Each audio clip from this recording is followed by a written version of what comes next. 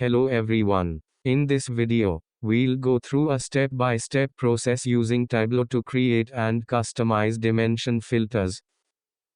Let's get started. In your analysis, you have found that a category has the lowest profit in most regions. The following questions may arise. First, which products generate low to no profit? And which regions have the lowest profit? For this we need to create a view that narrows down the data to any of the categories and see the data for each region separately. Step 1. Open the starter file in Tableau. Step 2. Create a filter for category to show only one category items. Drag category which is in the product hierarchy to the filters shelf.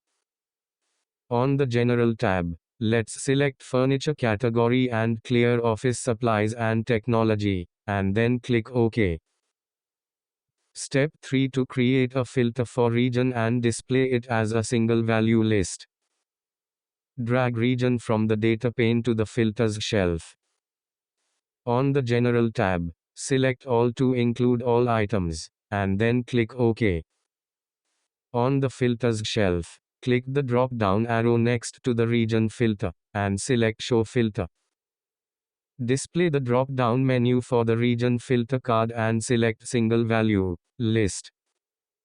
Next, to change the title of the region filter, click the drop-down arrow on the region filter card and select Edit Title. In the Edit Title dialog box, type Select a region.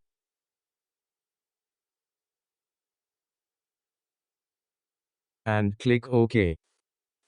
Select different regions to see the impact of the filters, and notice how the AND logic is being applied. The results are based on the criteria for both filters.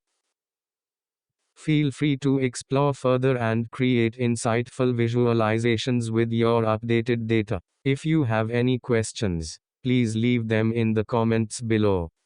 Happy analyzing!